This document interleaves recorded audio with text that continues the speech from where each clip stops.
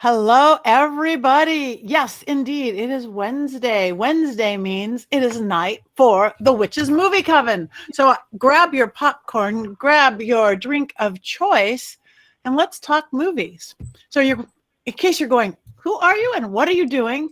This is the Witches Movie Coven. We are witches talking about witch movies and television and occasional who knows what as we go. My name is Patti Negri. I'm one of your hosts. I'm host of the Witching Hour podcast. And all sorts of other things. But let me introduce you to my co-host. We have the lovely Heather Greene in the top square.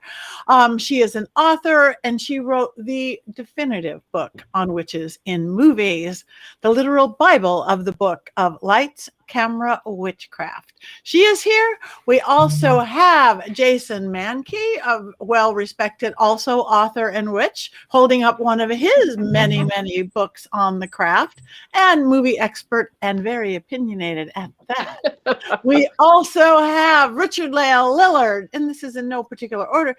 Beautiful, a fellow worker, magician, psychic, medium, gentleman psychic. Also very opinionated on his movies and television, and could never leave out the beautiful, amazing Courtney Buckley, who's now collecting books from everywhere. We're book people, I'll tell you that. Maybe we'll have to have a book club next. I don't know, with our movies. But anyway, I will let everybody introduce herself. So I guess everybody introduce what's been going on. We missed last week. I was in Australia. I guess I'll start. We missed last week because I was working in Australia. Yes, I put a little shrimp on the Barbie Down Under, and I did fall in love with Sydney. I must say, beautiful, magical, kind of witchy city. At least the part I experienced was. So that's why we weren't here last week, but we will be here next week. I'm leaving for Dallas, so I've just been on the road. I am going to stop the road for the holidays, though, so you just will have me whether you want me or not. So who wants to go next? Heather, how about going back to you? Sure. Hi, everyone. I'm glad to be back. I've missed a couple weeks due to family engagements and things going on here, but I am back, always ready to talk movies with y'all from down in Atlanta.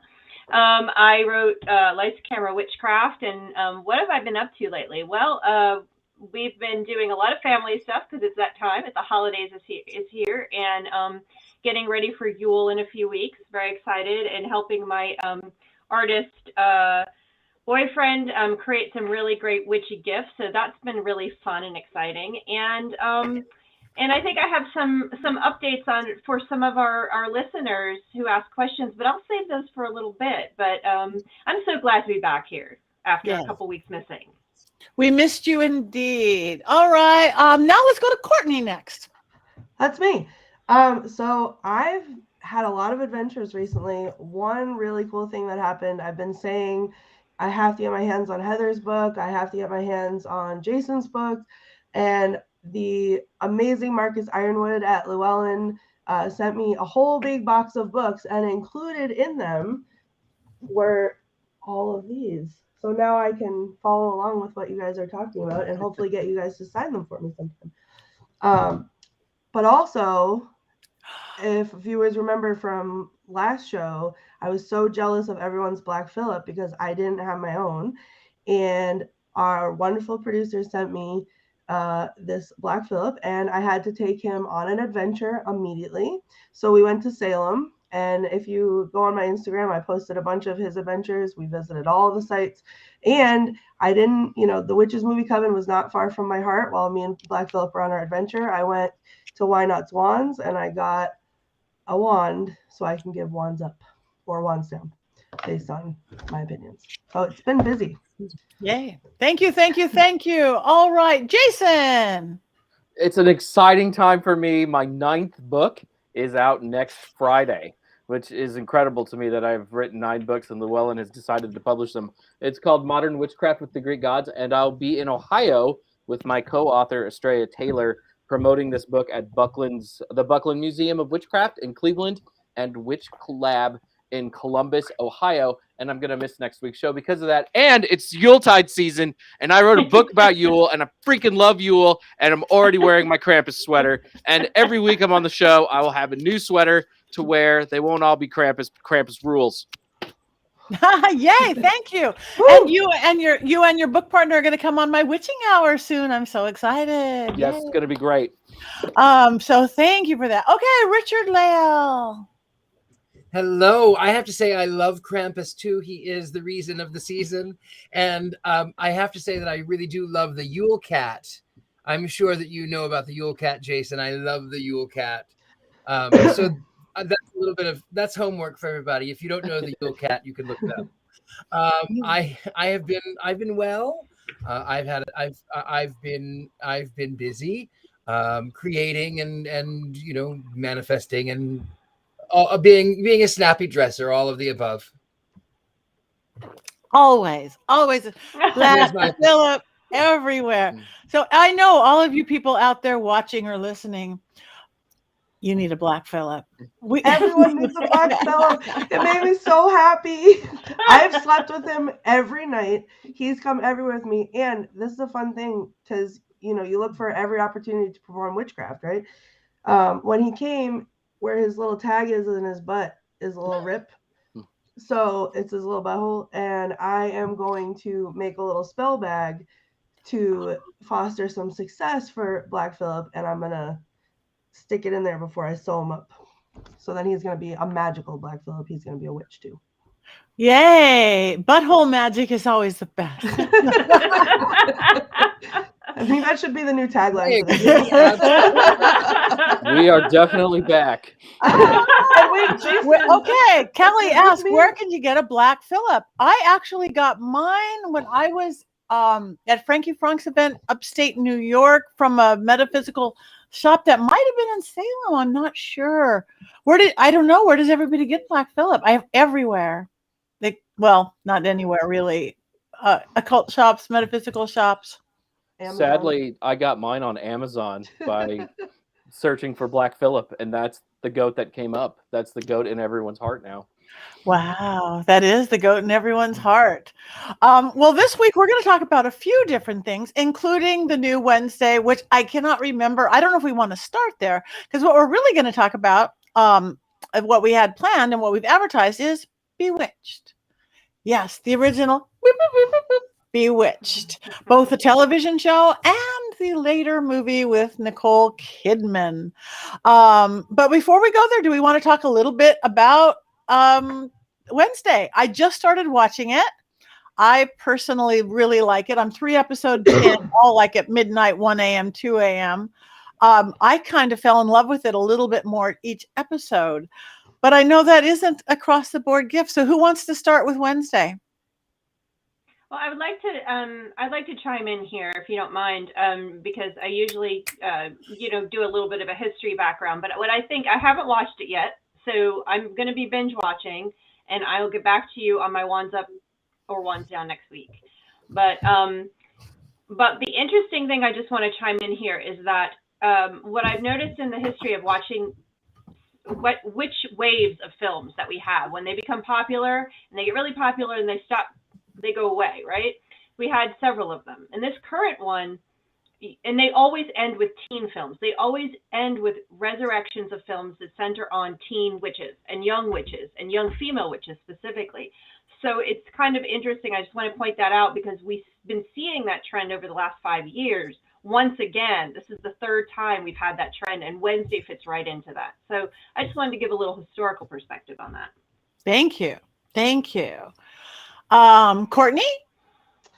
Okay, so I know that I like to sometimes be controversial. I haven't watched the whole thing, but I think I'm about where you are, like 3 episodes in, and from maybe second 15, it was a solid 2 wands up for me. I think that this portrayal of Wednesday Addams is the little voice that's in my head all the time, saying all the things out loud that I don't, that I try to refrain from saying out loud. I think she's an amazing character. I think everything, like even the opening sequence with with the music and like the violin with the knife on it, like everything blows me away. And just the way that she in that very very early scene where the boys are in the swimming pool and she takes the piranhas and dumps them in, and the smile after, it's like, oh yes, she is who I want to be when I grow up. So I give it wands up already. Wands up. Yes, I got wands up too, but we're holding that for the end. Or dachshund up. All right, let's move over to Richard-Lael.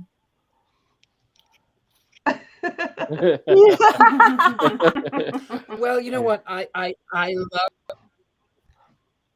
love the Addams Family more than anything on this planet, which is a weird thing to say, I guess, but I do. I like it. I prefer the earlier iterations of the family because it's not really about the family in this one, and that's fine. It evolves, and it is good to see Christina Ricci acting again. She was definitely, as a teenager in the 90s, she was the epitome of sort of the goth scene, and so that's what has evolved even more so. I like it.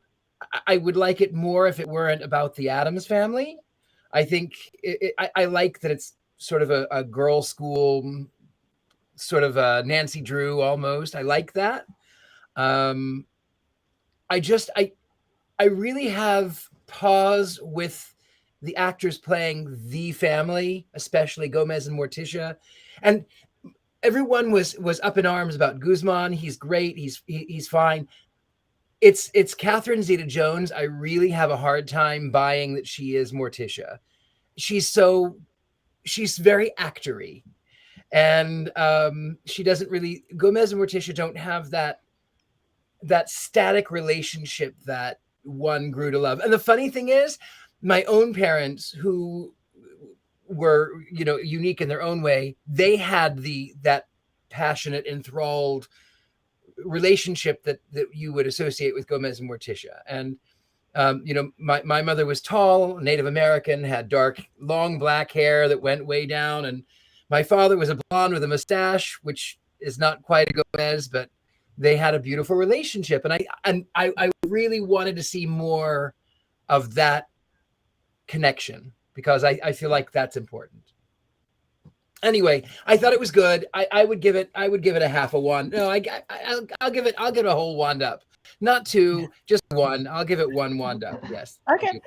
Thank you. And we're just going down the line here. Jason. I don't hate it. I am disappointed in it, though. I think the joy of the Addams Family is watching them with so-called normal people, and sending Wednesday to a school where everyone else is an other sort of takes away from the charm of the original series. And Wednesday kind of works best in small doses. Everything she says is a one-liner. And some of you probably love that and think it's great, all the morbid stuff. That's fine. I laughed a lot. I think it's fun, but it's a lot. It's a lot to center a character, like a show around that character. And every time I see Christina Ricci on screen, I just think, wow, this could be a much better show if it had been about Wednesday as an adult with children, starring Christina Ricci as Wednesday Addams. I think that would be a much better show. It feels kind of Harry Potter-esque.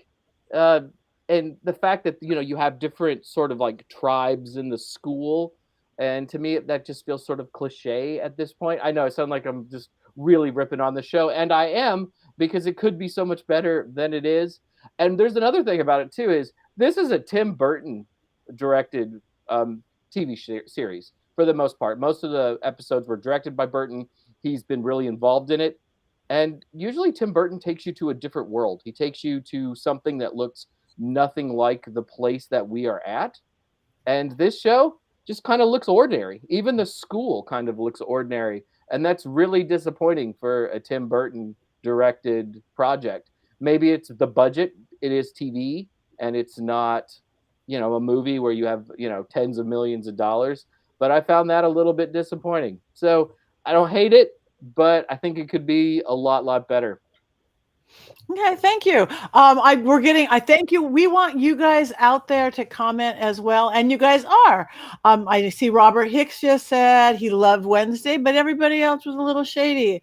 And somebody else on Anja, it bothered her about the Morticia thing. So, I must say, because we want the original Adams, the Gomez and Morticia at first was like, yeah, but it's not their show. I don't need to hold on to that. But isn't school kind of like clicky like that in real life too? Just like, it's not just Hogwarts, isn't it life? I don't Wouldn't know. it have been better to see her go to a military academy full of normal people?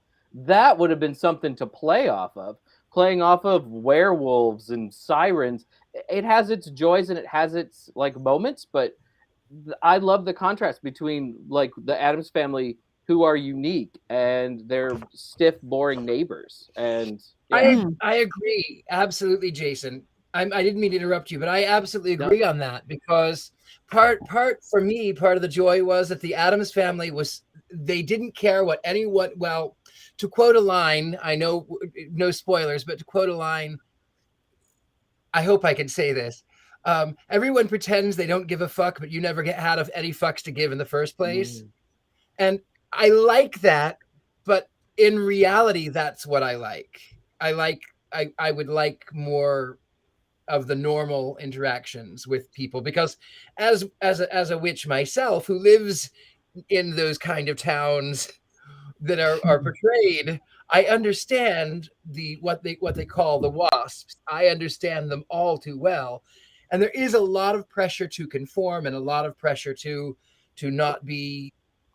Well, anyway, I do think that I like the dark humor. I love dark humor, but I love joy. And I think that's what the original, from the comic strip through the 60s, through the 90s, I think that they showed joy. They loved. They even Wednesday, Happy Wednesday, by the way. And Wednesday in the 60s, she would dance. She taught Lurch how to dance. So I will say there was a dance scene in the series that I did like. She was inspired by what's her name? The Banshees. What is her name? Susie Sue. She was inspired by Susie Sue. So I did like that, but I wish I would like more normal interaction. Okay. And I think that. I'm sorry. Go ahead. To offer. Okay, Courtney. Hello, Heather. I was just gonna say, like, to offer a little bit of a different perspective. Like, I know, Richard-Lael, how you feel, how deeply connected you are to the Addams Family. So I can totally see how this doesn't do it like the service for you. When I watch it, right? But it's not, it's not the same for you. It's a little bit different for me. Watching. Not having been such an avid fan of the Addams Family originally, like, obviously I know who they are. I've seen the movie, I've seen some of the episodes, but I wasn't really hugely into it. There's almost like a suspension of disbelief for me that, like, I'm not really watching the Addams Family. I'm watching this standalone sort of series, and looking at it in that way, I'm obsessed with it. I love it so much because I'm seeing the kind of humor that I have, like, and it's its own thing. But I can totally see from your perspective how it's not doing and service. I do like it. I do like it. I do like that they are evolving and moving and changing. I like that it's become, in a weird way, when I was a weird little kid back before the movies in the 80s, and I was a weird goth kid that wore a cape to school. I mean, I was a weird kid, right? So, and then the 1990s movies came out, and I loved them. But I was that weird kid, and I enjoyed being that. And it's now sort of in vogue, and I get it. And I love that I kind of don't have a place, but I kind of don't have a place. And it's kind of that weird. Yeah. No, it makes sense. See, I like that. it's a bunch of outcasts, as they call them, the werewolves and the sirens, and the normies are the weird. I don't know. I just think it's this. They did create another world to me. It mirrors our real world, the good and the bad and the ugly, but it certainly kept my attention, and I was certainly entertained, and it certainly fit into my little weird gothy witchy world of stuff. And I literally laughed out loud at 2 a.m. when my husband's trying to sleep. So he's like, oh, with your AirPods on. Oh, sorry. Sorry. I think one of the things you guys are reacting to, and again, I'm reserving a comment and only reacting to what I know about the Addams family, generally speaking, and what you're reacting to is the basis, the strength of the Addams family has always been its juxtaposition to normative society, has always been. And that's why, getting to this 1960s specifically, when it was first put on air, and this kind of links to our discussion on Bewitched as well, is that it was that sort of voyeurism into a world that was different from us, to something that was other. And it holds a juxtaposition, especially in the 60s. There was a socio-political reason why it was successful at that point, why it came at that point. And I think that's the thing that I think both Jason and Richard-Lael are speaking to, that they're missing, is that when you take that difference and put it in amongst difference, and there's nothing to juxtapose it to, you're missing a piece of what the Addams family's basis was. And what its success was whether it's funny or whether it's serious or whether there's political commentary, however it's been used over the years. There's a reason why Addams Family was done in the late 60s. There's a reason why it came back in the 90s. And that juxtaposition was part of it. So, again, I have to reserve and place it in my historical, context, by watching it, and how that fits in and why they did it. And I'll get back to you on that. But I think that's what I'm hearing, is you're missing that piece of why it's lasted for so long. And that's very much so what you're talking about, the missing piece. Yeah, thank you. I also think there's something about it that just feels a little derivative after watching Sabrina the Teenage Witch. And a lot of these shows right now that are kind of mystery boxes, right, where there's a mystery that needs to be solved, and you go piece by piece. And the Addams Family was originally such a unique piece of art. To see Wednesday Addams kind of taking from shows from the last 8 years is a little bit disappointing. I think somebody mentioned that in the chat, that this seems to take from a lot of other witch and horror movies. And it really felt that way to me. I mean, I was watching it with my wife, and I think she liked it more than I did. But I'm like, oh, that's Harry Potter, and oh, that's Sabrina, and oh, that's Pretty Little Liars, and all of these different shows. And Carrie. Yeah. With a little bit of X-Men thrown in. Yes, you got a little Wolverine action there. Yeah, a little like Professor X in his School of Misfits. Yeah. And I like the actors and actresses. I love seeing Gwendolyn Christie in things. She just has like this dignity to her and this huge presence. And Jenna Ortega is terrific. I mean, I'm not going to give this like a huge, like great wand rating, but there's some like really bright spots in it. I just wish it had been a little more original. Okay. All right. And again, well, I really enjoyed it too. So yes, I enjoyed it as a standalone. Anyway, I didn't mean to interrupt. Go on. No, that's good. I guess we're going to move on to what we're really talking about. But I thank you guys, everybody else who in the chat room, who joined in. Mary Jane King get all really valid points on all sides. And so before we give it, I know we are holding back on Heather's, but and you guys in the chat room, do say wands up or wands down. So everybody, as of now, except for Heather's holding hers, wands up or wands down. I'll keep mine this way. I'll still keep it up. I'll still keep it up. I like it for what it is. I like it for. I like it. 2 wands up. Oh, wands up, wand and a bone up. Yeah. Okay. Dowsing rods, wands up. Microphone stand, wands up. I don't know. I think it could use a little like TV Viagra to go up. So I'm gonna give it like a. I think that's what it gave me, and that's why the bone went up. So. Okay. On that note, we will move on. All right. Now let's talk about what we had advertised to talk about, and we've talked about Bewitched. I always thought of her as the first big TV witch, which I'm probably 100% wrong though for Heather. So let's go back over to Heather and talk about Bewitched. I think she probably was actually the first big TV show, regular TV show witch. So I don't think you're that far off. There were other witches on television, but they were not regular. They were not as popular. We can not count the Wizard of Oz, which was on TV every year. I'm not talking about that. I'm talking about a sitcom, witch sitcom. This is really the first big one. And it was revolutionary. People think, oh, this is just such a funny sitcom. Bewitched was a funny sitcom, but it lasted for so many years. It was on for so long. I think it shut down in 72, 74, something like that. It was on since 1964. I think those were the dates. There you go, 72.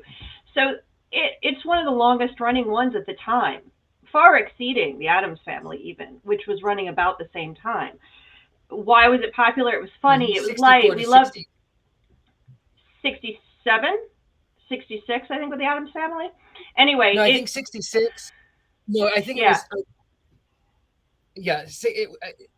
I think, I can't remember. Now I'm drawing a blank, but I think it's it was like 2 or 3 years. Seasons. Yeah, it was a couple seasons. Yeah. So anyway, the big thing about Bewitched, which people have to understand, is it was really fun. It was funny, but it was poignant. And there's this socio-political underpinnings of this show. It was wedged between change. It was wedged between two American worlds, let's say that, during a period of change. And it captures that subtly underneath and poignantly and purposefully. And that's what made the show so successful. And that's why they can't redo it well or at all. We can talk about that after. But the show has, it's brilliantly done, putting all these sublayers, subtext in there on top of a show that's just funny and light to watch. And it was hugely successful. Hugely. The second most popular show on television, its first year out.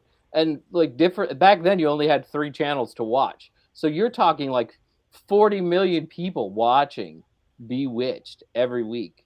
No show does that today. I mean, It's incredible. Like a show about witches. And what's really cool is that within that year, Elizabeth Montgomery was appearing as guests in other movies as a witch, within the first year that was happening. 1964, How to Train a Bikini, what's that movie? Anyway, it's a beach movie that came out at the same time, and she appears for a little cameo as a witch, which was a cue to audiences. I mean, in the same year that the show started. That's how popular. And now she's in Salem as a statue, which is fantastic. Courtney can probably speak to that beautiful statue. I certainly can. Me and Black Phillip actually visited it, and I took a picture of her holding him. So that's on my Instagram. But it's actually really funny because there was a series, like a 3-episode, I think, series that filmed in Salem when their Hollywood studio burnt down. So they came to Salem and they filmed at all the locations and everything. And then to commemorate it, I think it was a gift from TV Land, maybe. It was the production studio. They gifted the city of Salem the statue. So the statue goes up, and people in Salem were so irate about it. They were picketing it and holding up signs and protesting the installation of the statue because it commercialized the witchcraft too much. Which, if you've ever been in Salem in October, is just a joke. That little, because you think it's big. You see the pictures, you think it's big. It's like life size. It's just, she's not a big woman. Like she's sitting on a moon with like the little whatever. It doesn't take up a lot of space. You can actually, if you're not looking for it, just like glance right past it. Oh, there it is. There's Black Phillip. That's the picture I took. So there's Black Phillip right on there. So you can see he's tiny, and that's how big it is. But so it doesn't take up a lot of space. It's not invasive, and they just put so much effort into just picketing it, and they didn't like it, and it's one of my favorite stories to tell because it's just so silly. Like, especially telling that story in October, surrounded by booths selling witch hats and witch gear, and there's witches on the sides of the police cars, and there's witches. It's the witch city, so it's on the city seal. It's like everywhere. But that's where we draw the line, is the statue, the small one. Yeah, I saw, just for me, it was one of my favorite shows the whole time it was on. Would run home and watch it, and I think I even said this before. I never liked regular family dramas, the Little Houses on the Prairie, and all those things that were just showed perfect, just could not do. But Bewitched was special. I could watch that one. I wanted to be her. Oh wait, I became her. I've got lots of pictures in front of her at the Statue of Salem, but not with Black Phillip. So, Next time, Patti, tell me, and we'll. I will come and I will bring her. Anybody else want to talk about the TV show before we move to the movie? Well, I think. Oh, go ahead. Good. No, go ahead, Jason. I have to say, you wanted to be Elizabeth Montgomery. You wanted to be Elizabeth Montgomery, and I wanted to be Paul Lynde, the gay Uncle Arthur. And we did. I guess I think I might have reached that goal. We did. That's awesome. Oh, hello, Sammy.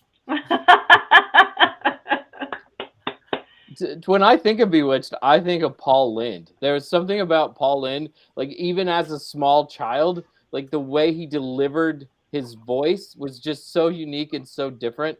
I'm absolutely obsessed with Paul Lynde. Like the Halloween special is the greatest Halloween special of all time. And my first exposure to him was Bewitched, which, like many people, I caught on reruns. It was something that was always on like at 2 p.m. So like when you were home during the summer, it was something that you watched. It was on throughout the 70s and 80s, long after it had been off, broadcast television regularly. I mean, it's just such an iconic show. I want to bring up a couple things. I also love the fact. Oh, okay. Sorry, I think there's a lag. You go ahead.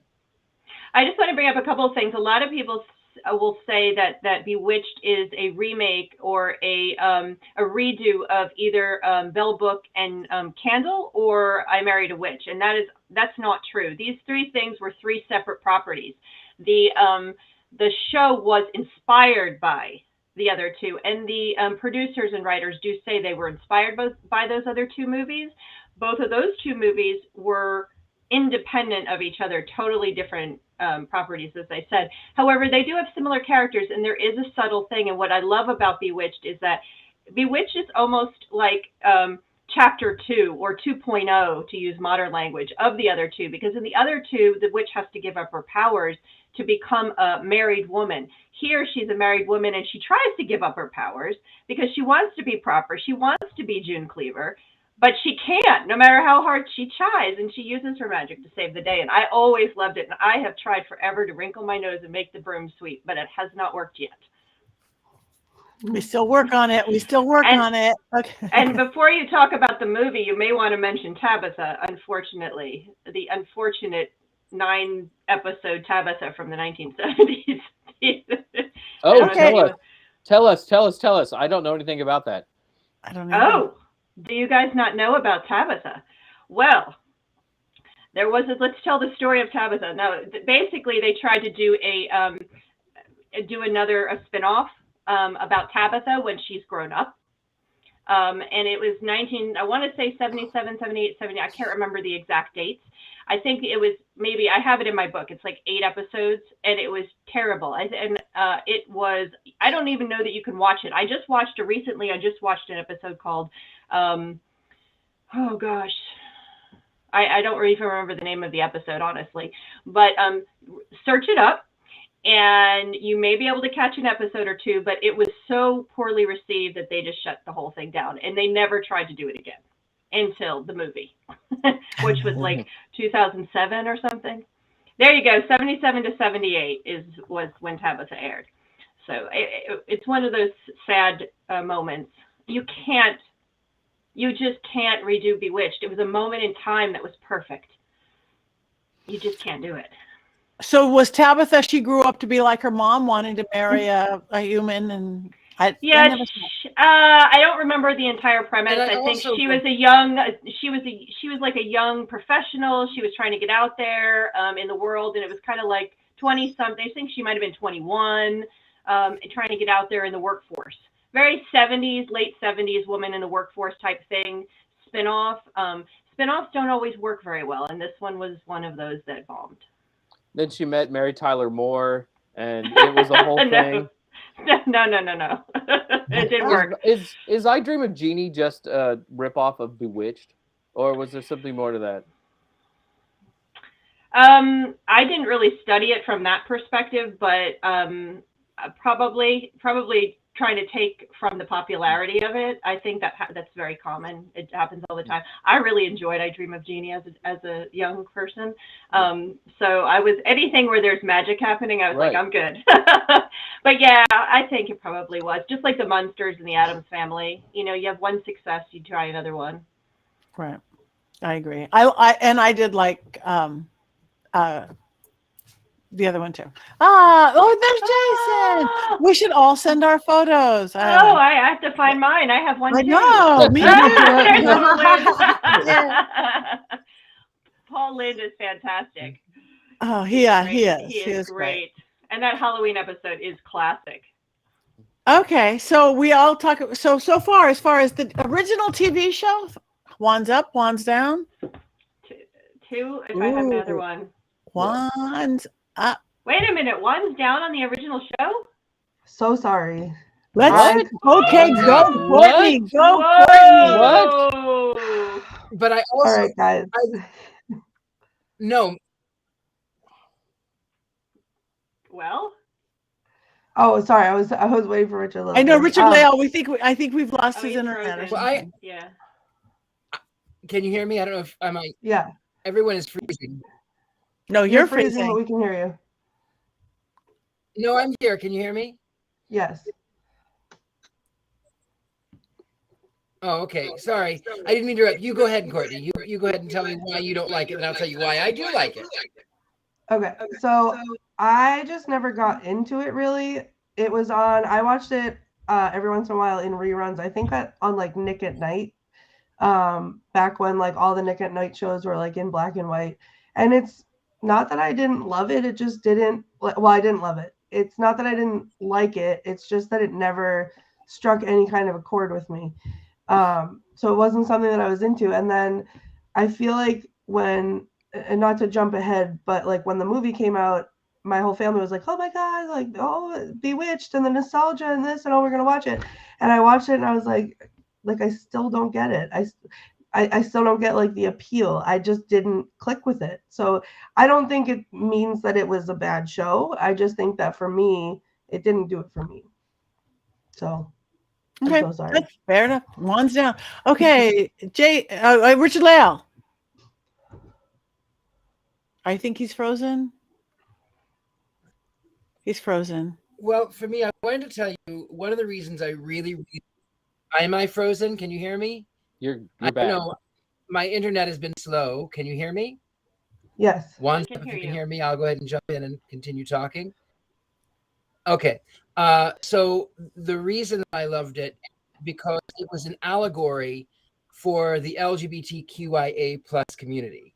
As most of the castmates were in that category and they were closeted, it was an allegory about love and acceptance no matter who they are. So for me, it had a deeper meaning than just a silly show about campy witches.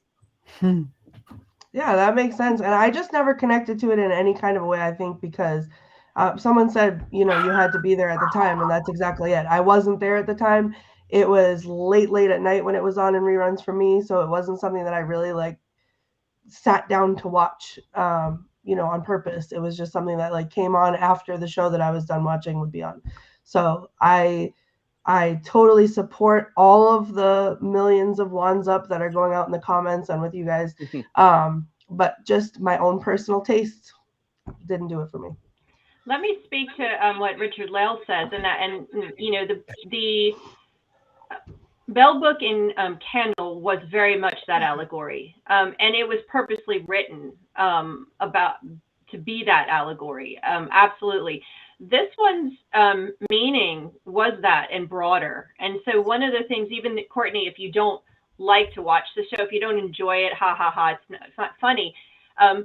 If you read my section on the show, you'll see the depth of a socio-political commentary and the threads that weave through this, and you can respect the show on that level, because what it was doing, like Richard-Lael suggested, it was also wedging itself in commentary on women's rights at a time in 1964, and that's what spoke to people. Like someone said in the things that you had to be there at the time. Yeah. It spoke to women there, saying, okay, here, if you, up until now, witches as an allegory for women's power had to give up their power to become good women. And here a woman is trying to do that, but she can't, because she can't give up her actual power. So you have that allegory going on. You also have a commentary on potentially interracial interfaith marriage. You have families coming together trying to work that out, a mother-daughter dynamic. You have a lot of stuff going on that's sort of mirroring the conditions of our society at the time. So the show is brilliantly done. And you may not think it's funny, which, you know, that might be just, you know, whatever you taste, but the respect for what they did and how they did it is incredible. And the actual director said, sometimes you can do more with comedy than you can with drama. They purposely were doing this. So it's an amazing thing. Yeah, I totally, those are all things that as an adult now, those are all things that I can 100% get behind. So I feel like maybe I should go back and give it a second look and maybe change my wand answer. I don't know. Oh, like, I don't you think may I not would've enjoy it. Well, the You thing still is, may not enjoy it. I was young, like young when I watched it. So I don't think that I got, and none of that fazed me at all. Like, it was never something that I would have picked up on. So, but like the same way as like I looked at when we talked about Witches of Eastwick, had I watched that, I might have enjoyed it then. And like watching it as an adult, it's like the opposite. Like I don't, because I get it a little differently now. But I feel like knowing, like hearing what you just said about it and looking at it from that perspective, if I watched it today, maybe I'd feel differently. So, you know, what are your favorite episodes? I'm writing them down. I got my pen. Just start with number one. Work your way through. Just start with it. Yeah, no, you know, there, and as we say, did in film school, is sometimes you can appreciate the film for what it's done, but not enjoy watching it at all. And there's plenty of films where I'm like, I'm not watching that, but it's a really important film.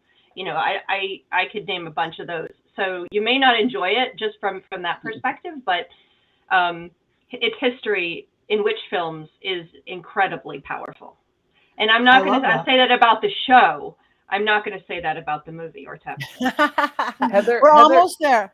We're almost to the movie. Heather brings up something that I thought was really interesting, though. Like, if you look at fairy tales and those kind of and fantasy stories, often the woman has to give up her power, right? And Samantha doesn't give up her power. She's still immortal, and she goes to this mortal world, and that is unlike anything that had really ever been done before on TV. Most of popular literature in movies, it's pretty awesome. I mean, usually the woman settles for this mortal man and has to give up what makes her special, and Samantha keeps what makes her special. And I'll also add, as a child, Samantha's mother scared the piss out of me. She's amazing. Endora, yeah. I love Endora. Mm-hmm. I mean, and you guys know how I feel about all of these issues based on my reaction to Witches of Eastwick and all the thoughts that I had about that. So I feel like maybe let me just, can I just, like, just for the spirit of it, I'll give it another chance, because I haven't watched it in a long time, because these are issues that I'd like to support and I'd like to see that happen. So I'm going to give it another try and remain neutral for right now. Okay, perfect. And on that note, let's move on to where there's probably less neutrality. The movie starring Nicole Kidman. They put it on the big screen. Anybody want to start?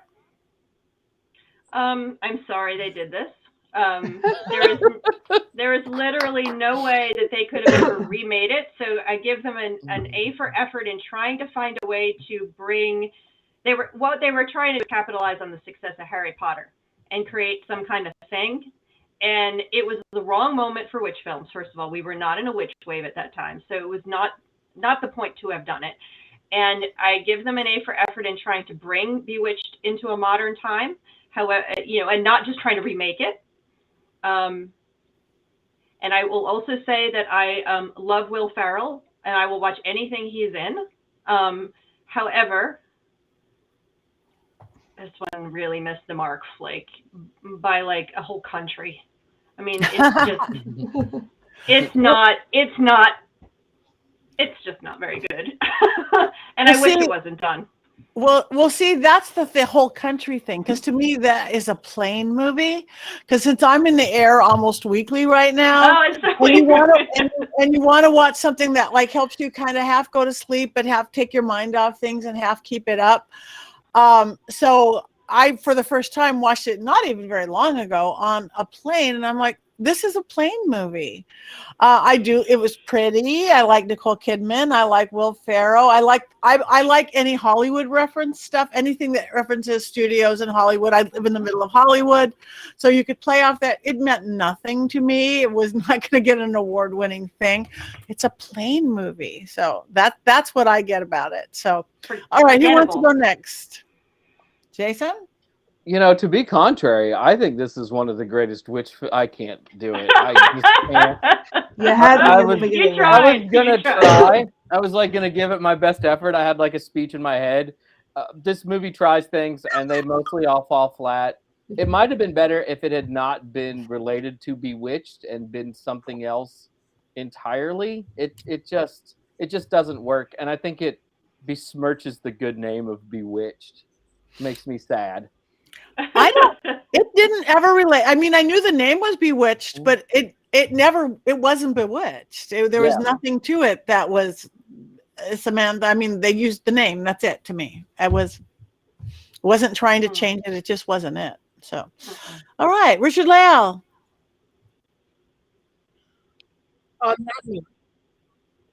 On that note, I would like to say, I would like to talk about the casting actually, because the film was horrible. I hated every second of it.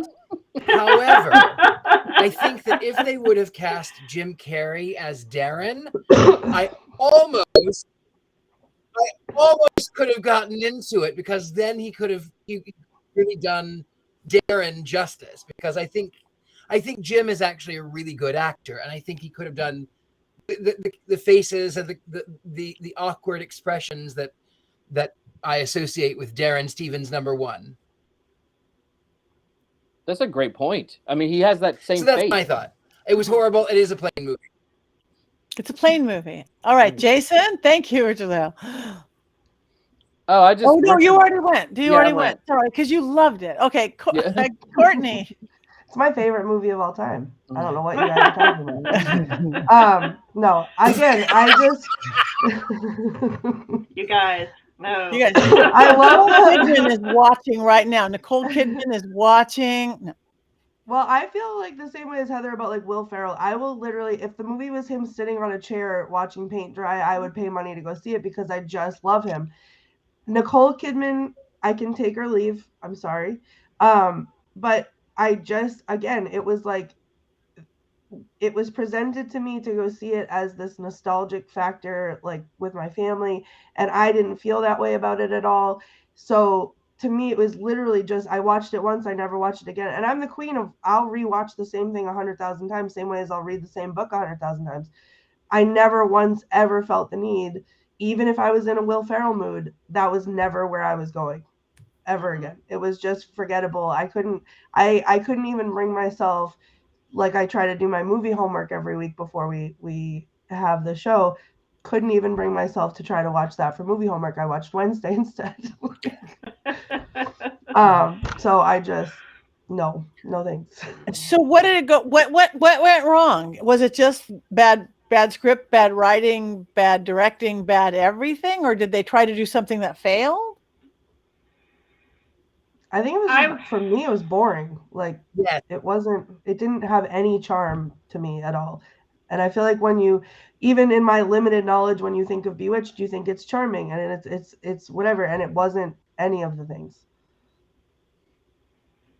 I think it was, you know, there's a term I hear my kids say, try hards. I think they were trying hard. I think they were trying to capture some of that success of Harry Potter, which was happening at the time. A lot of other shows were trying to do it. They said, oh, we need a property that has witches. Oh, nostalgia, we'll do something with Bewitched. But the trouble is, Bewitched, the main strength of the original show, which you see at the failure of Tabitha, was when it was made and how it was made specifically. And you can't take that show out of the 1960s, out of that environment, and just plop it down somewhere. And they didn't even, and they tried to get around that, but failed miserably. It was very like, oh, we've got to make a witch movie, Bewitched, let's do something with this. So it didn't really feel like it came from the right place to me. It felt like it was just, a cookie cutter thing they were trying to do and take nostalgia money from people, which, you can't do that. It doesn't work that way. The story didn't work. I don't know. That's my take.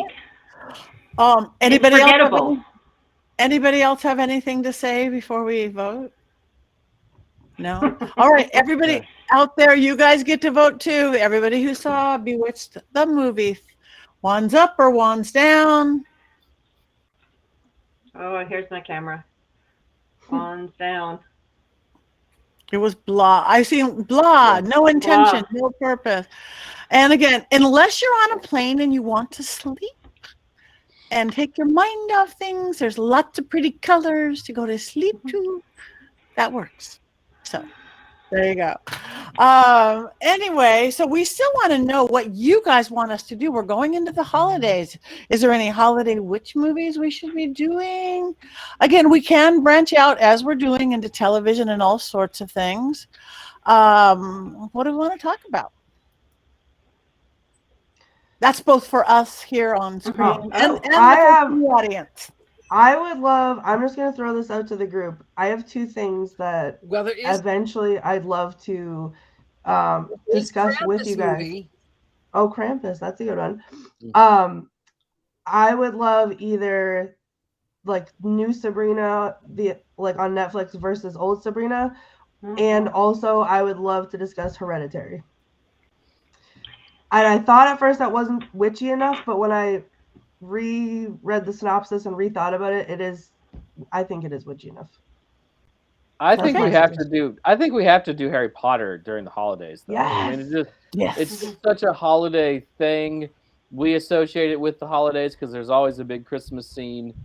And then first couple of movies came out during the holiday season. I think we have to do Harry Potter soon. I'm on board. I'm a Harry Potter nut. I love it. I'll pull out my Harry Potter wand, of which we all have. Can I tell you that I have never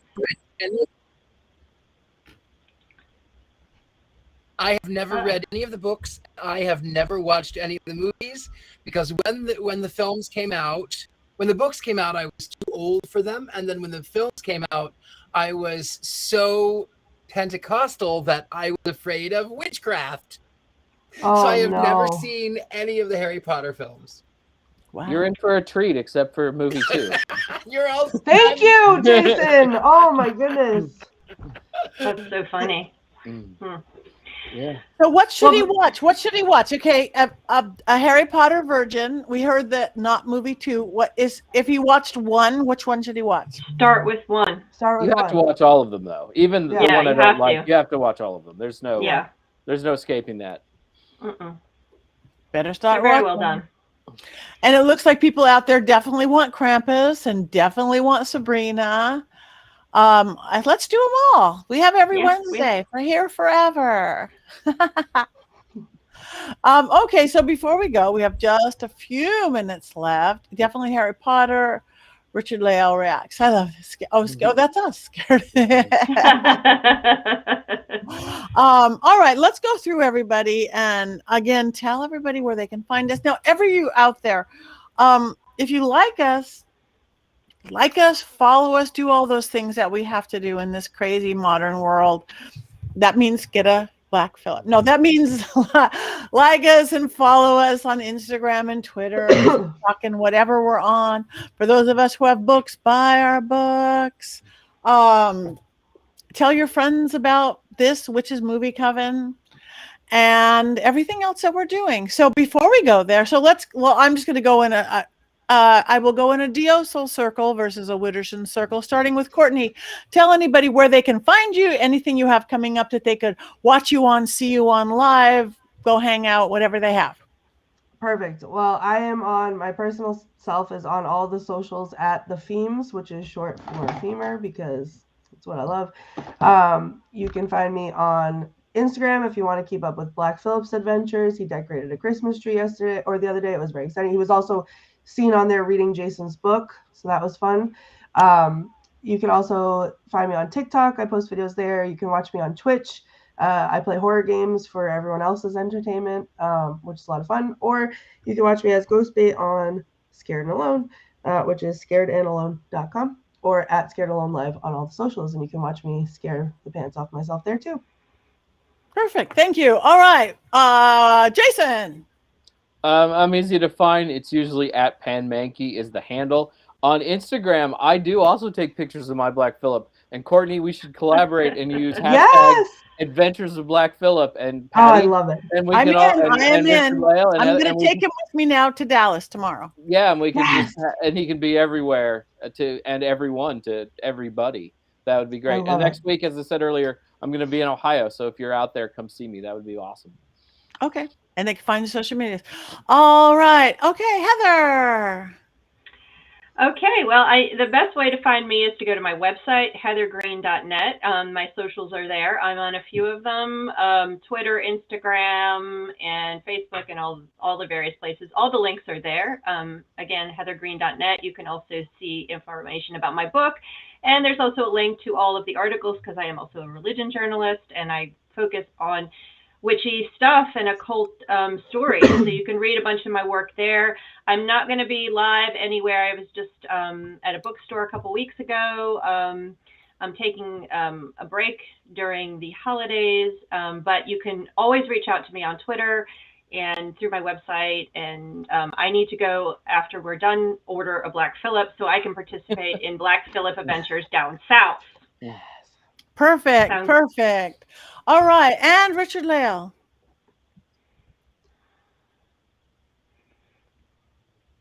You can find me anywhere fine Gentleman Psychics are sold. And that would be the Gentleman Psychic. That would be me. Or under my name, Richard-Lael Lillard.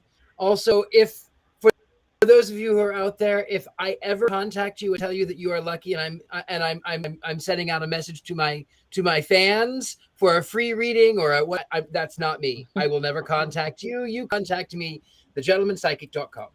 But I've already given you $50. Oh no! 50 bucks is 50 bucks. There's an adventure for Black Phillip.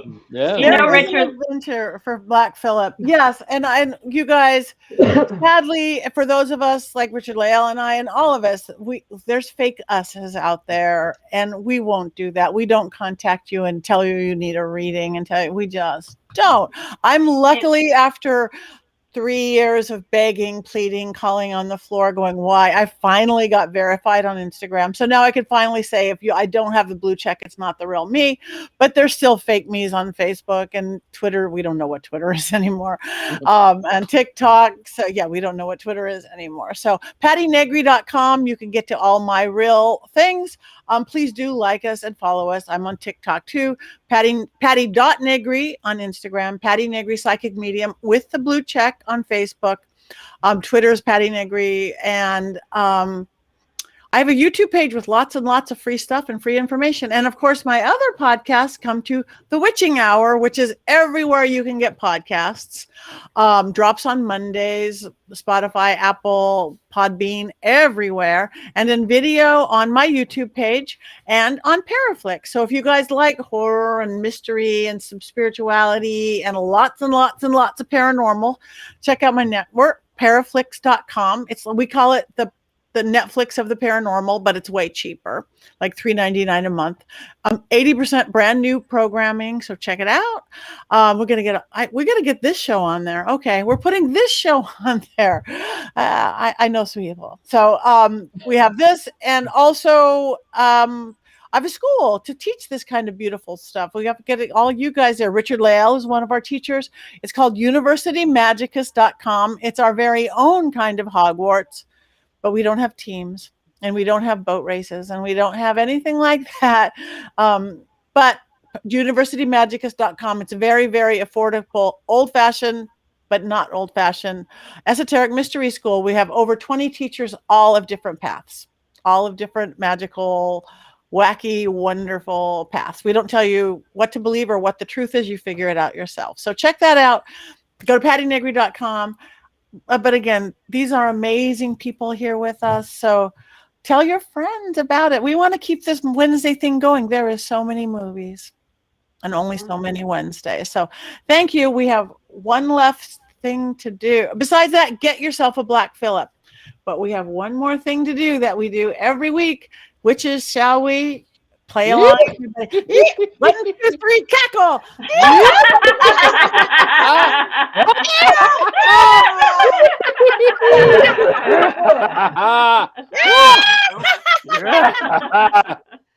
Thank you for listening and watching The Witches Movie Coven.